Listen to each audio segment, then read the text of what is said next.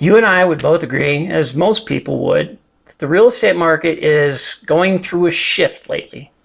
The numbers, they're evidence of that, but a deeper dive into those numbers shows much more nuance. And if you're a buyer and you think you now have the upper hand, you're sorely mistaken. And if you're a seller, you should be keeping an eye on the trends and adjust accordingly. There's definitely a reason I've titled this series of updates, How's the Market? It's the most asked question I receive, and probably every other realtor gets from the general public. A lot of times it comes from people who have no interest in buying or selling anytime soon, but know that real estate has such a significant impact on the economy writ large, it's good to keep an eye out. With that in mind, let's take a look to see what happened in Steamboat Springs and the surrounding areas of Routt County for July of 2022. The median sales price increased 30% from $600,000 last July to $780,000 this July. Seems like a lot, and it is. But look at it compared to where the price was just before the COVID pandemic began, at $467,000. If you look at the definition of inflation being too much money chasing too few goods, it makes sense that those prices have kept increasing month after month after month for over 2 years. And it's obvious when you see the number of goods available. The number of new listings has dropped 20% from last year to 1,060. And we also saw fewer new listings in July than we saw in March of 2020. The supply has shriveled up from a peak in April of 2021 while demand continues to surge.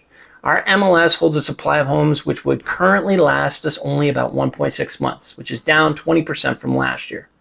It's slightly up from the bottom of 1.5 months in March, April, and May, but here's some context.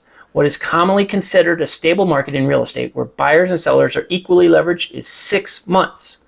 So while there's a slight uptick, we have a long way to go before buyers get more than they bargained for. For their part, most sellers are proactive to entice the buyers. Price reductions have exploded in July, jumping from 55 last year and 66 in June to 100 price reductions. Normally, we would see sellers dropping prices when homes sit for too long on the market, but the length of time homes are staying on the MLS dropped 36% from 11 days to 7. So the number of price reductions per days on market was 7.85 last year. This year, 14.29, meaning sellers are not waiting even a week sometimes to drop the price when they haven't gotten their price. And there's 0.66 price reductions each month for every daily active listing compared to 0.23 active listings last year. To clarify, price reduction per days on market measures speed. Price reductions per daily active listing measures the relative number of price drops. These trend lines will continue in through August because we've seen pending listings crater compared to last year, drop of 31%. Just to recap, demand is still high, supply keeps dropping. The market has gotten better for buyers, but only slightly. It's still a seller's market though, and sellers are savvy enough to entice the buyers. How this impacts different segments of the market, I'll get into over the rest of the month in new updates.